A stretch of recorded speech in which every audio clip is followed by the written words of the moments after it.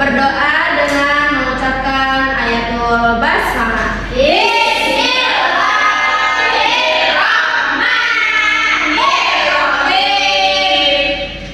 Oke, selanjutnya Ibu akan cek kehadiran kalian terlebih dahulu ya.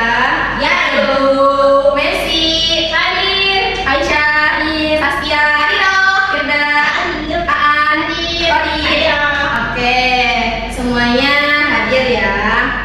Nah, sebelum kita mulai pembelajaran, Ibu mau tanya nih, kalian pernah nggak melihat hewan? Pernah. Oke, semuanya pernah ya. Yes, kalau melihat tumbuhan pernah tidak? Pernah ya. Nah, Ibu punya gambar nih, coba kalian perhatikan. Ya, Bu. Nah, di sini ada yang tahu nggak? Ini tuh hewan apa? Kalau ini tumbuhan apa?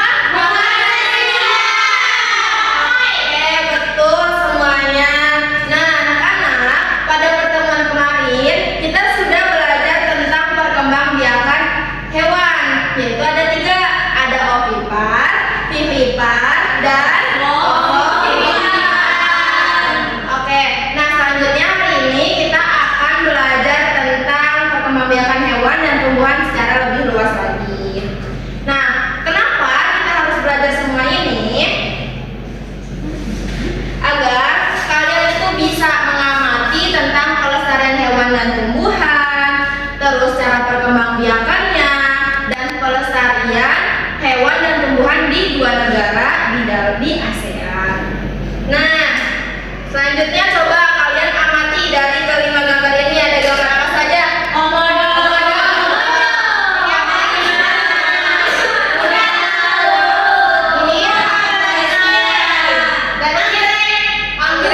Anggrek hitam. Nah, dari kelima gambar ini, yaitu 3 gambar hewan dan 2 gambar tumbuhan, bagaimana sih cara perkembangbiakannya? Nah, kita bahas satu persatu ya. Oke, dari komodo terlebih dahulu. Nah, jadi anak-anak, komodo itu berkembang biak dengan cara ovipar, yaitu dengan cara bertelur. Nah, biasanya perkawinan komodo itu terjadi pada bulan Juli dan bulan Agustus, berarti bulan depan ya anak-anak.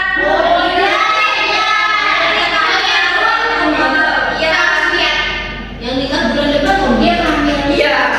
Nah, terus pada masa kehamilan itu komodo betina membuat sarang untuk menyimpan 20 butir telurnya.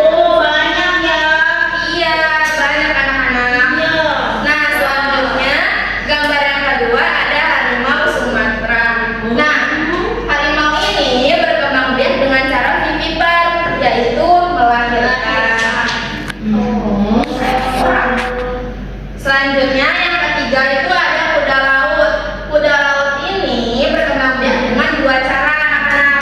Dia melahirkan dan dia juga bertelur. Nah, disebutnya ovovivipar. Tapi anak-anak, kuda laut ini unik caranya. Nah, kalau hewan lain itu betina yang mengandung dan melahirkan. Tapi kalau kuda lautnya jantan. Jadi kuda laut betina itu hanya memasukkan telurnya ke dalam kandung kuda laut jantan. Kemudian yang mengandung dan melahirkan anaknya yaitu kuda laut jantan. Iya, begitu. Nah, selanjutnya ada Rafflesia arnoldi dan Agaricita. Nah, tumbuhan ini berkembang biak dengan 2 cara anak-anak. Ada yang generatif, yaitu perkawinan antara benang sari dan kulit, dan yang kedua yaitu vegetatif. Nah, kalau Rafflesia arnoldi itu berkembang biak secara generatif melalui biji. Jadi ketika ada serangga yang hinggap pada benang sari Rafflesia arnoldi yang jantan, kemudian hinggap pada Rafflesia arnoldi yang betina, nah nanti itu akan terjadi perkembangbiakan Rafflesia arnoldi. Begitu.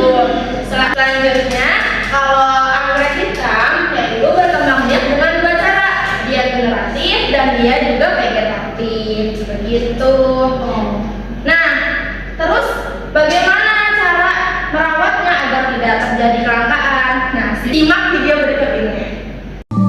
hewan dan tumbuhan juga berperan penting dalam ekosistem, sehingga dengan melestarikan hewan dan tumbuhan, ekosistem dapat seimbang dan terjaga. Nah, berikut ini hal-hal yang harus dapat dilakukan agar hewan dan tumbuhan tetap lestari, antara lain sebagai berikut: melindungi tempat hidup hewan dan tumbuhan, membangun cagar alam, mengembangbiakan tumbuhan, melarang perburuan dan kepemilikan satwa yang dilindungi, membuat papan larangan, melaporkan orang yang berburu satwa langka, menghindari transaksi binatang langka, melakukan inseminasi buatan, dan membuat undang-undang perlindungan flora dan fauna. Dan ada juga nih bentuk pelestarian hewan dan tumbuhannya, yaitu dua macam, ada yang secara in situ dan secara ex situ. Yang pertama, kita akan membahas tentang pelestarian secara in situ. Pelestarian secara in situ adalah ketika pelestarian hewan atau tumbuhan dilakukan di habitat hewan atau tumbuhan tersebut. Contohnya, suaka marga satwa, cagar alam, hutan lindung, dan taman nasional. Apakah beda suaka marga satwa, cagar alam, hutan lindung, dan taman nasional? Suaka marga satwa berfokus pada satwa liar, cagar alam berfokus pada tumbuhan, sedangkan taman nasional berfokus pada ekosistem aslinya. Berikut ini contoh bentuk pelestarian in situ di Indonesia. Hutan lindung Betung Kerihun di Kalimantan, Taman Nasional Komodo, suaka marga satwa Lorerindu di Sulawesi. Selanjutnya, kita akan membahas pelestarian hewan dan tumbuhan secara ex situ. Pelestarian secara ex situ adalah ketika pelestarian yang dilakukan tidak pada ekosistem alami atau di luar habitat hewan atau tumbuhan tersebut. Contohnya, kebun binatang, kebun botani, taman safari, dan penangkaran. Nah, anak-anak, dari video tadi itu ada beberapa cara upaya pelestarian hewan dan tumbuhan ya. Nah, terus bentuk pelestariannya bagaimana? Ada dua, ada in situ dan ex situ. Kalau in situ itu di dalam habitatnya, contohnya kayak suaka marga satwa, terus taman nasional gitu. Terus kalau ex situ itu di luar habitatnya, kayak taman safari gitu ya. Iya. Nah, anak-anak, ibu akan berikan soal pada kalian, tapi kali ini soalnya berbentuk game. Oke. Nah, di sini itu ibu menyediakan dua kartu ya, anak. Yang mana kartu kuning ini berisi pertanyaan dan kartu yang putih ini berisi jawaban. Jadi kalian harus memasangkan pertanyaan dengan jawabannya yang benar. Yuk ibu. Oke. Dibagikan ya. Ya ibu.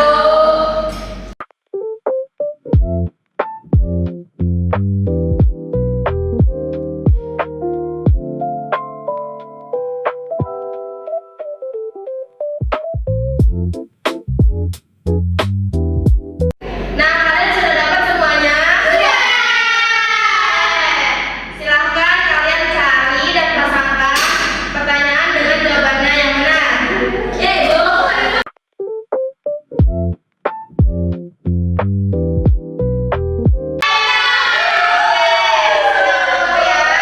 Ibu mau kamu dulu bacakan pertanyaannya.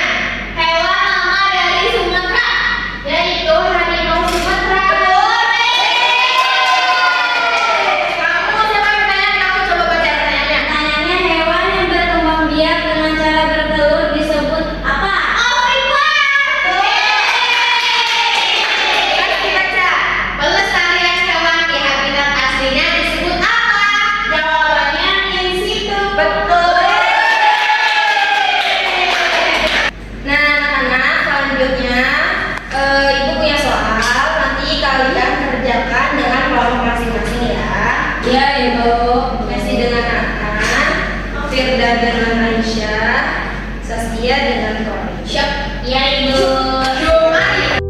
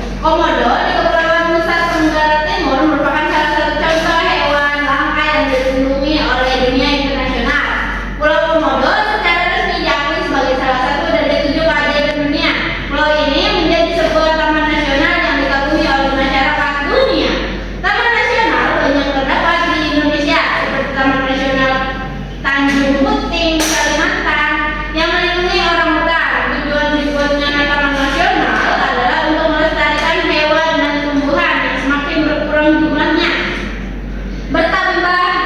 Bertambahnya jumlah penduduk menjadi penyebab utama berkurangnya hutan tempat hidup hewan-hewan tersebut. Pembangunan gedung dan perumahan menjadi penyebab menyingkirnya hewan tersebut dari habitat aslinya. Perburuan liar mengakibatkan hewan tersebut berada di ambang kemusnahan. Sudah ya, Bu? Terima kasih Genda. Selanjutnya coba Ibu mau Aisyah sebutkan ide pokok paragraf pertama, kedua, dan ketiga. Baik, Bu. Nah, untuk paragraf pertama, ide pokoknya yaitu Indonesia memiliki hewan yang unik dan menjadi ciri khas pulau tersebut.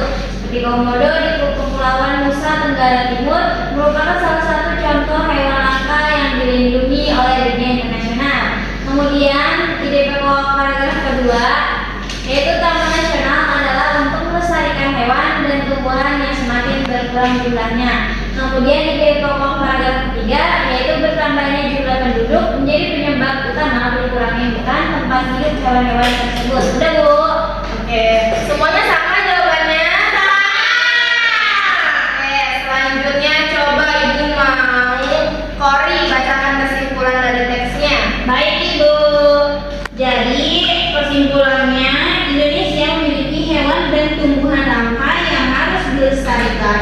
Pelestarian dilakukan melalui Taman Nasional, tetapi dengan itu masih menghadapi ancaman dari pembangunan dan perburuan liar.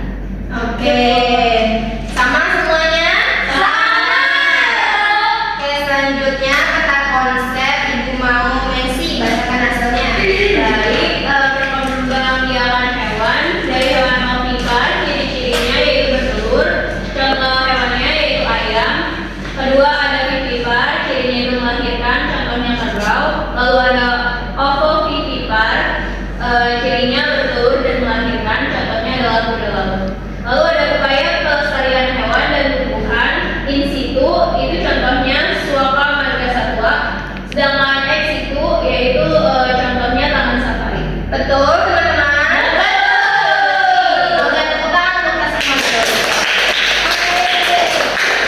Oke.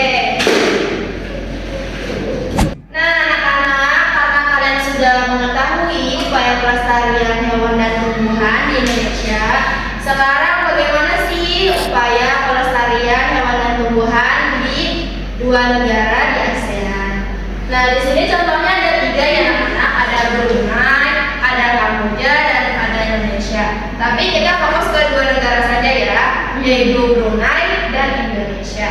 Nah, kita lihat dari sisi kondisi geografisnya dulu. Indonesia itu termasuk kepulauan terbesar yang ada di Asia Tenggara.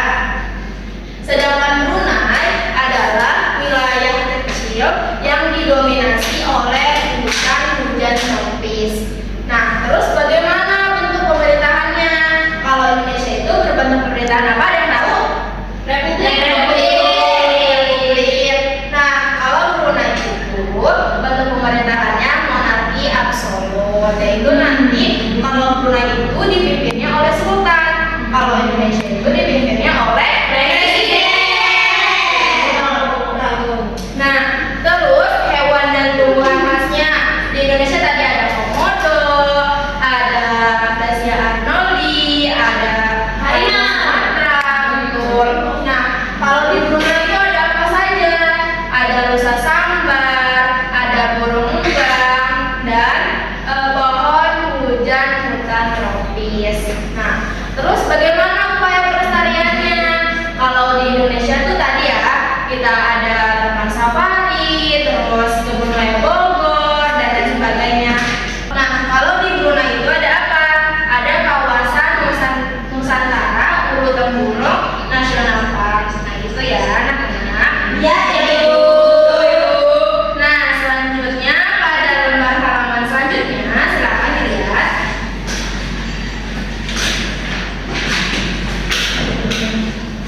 Sudah, Bu? Nah, kalian amati peta ASEAN di sini. Nanti kalian lihat dari kondisi geografis antara Indonesia dan Brunei, dan kemudian nanti kalian silahkan isi 3 pertanyaan di halaman selanjutnya dan tulis kesimpulannya.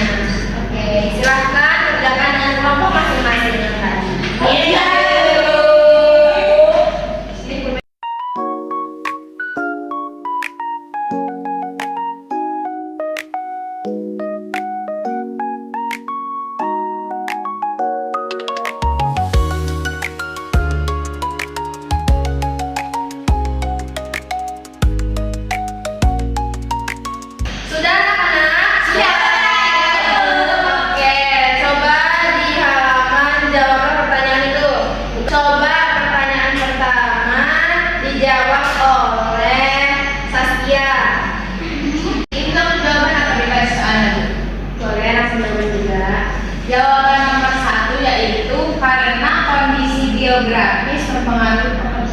Betul? Betul.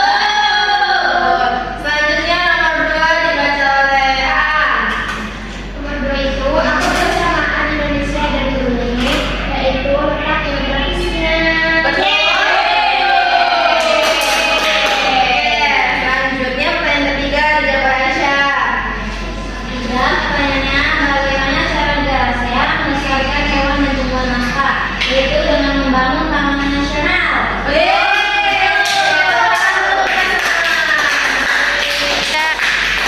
Anak, jadi pada hari ini kita belajar tentang apa saja? Tentang tumbuhan. Betul. Ya, betul. Ya. Nah, jadi hari ini kita sudah belajar tentang perkembangbiakan hewan, terus cara pelestariannya, pelestarian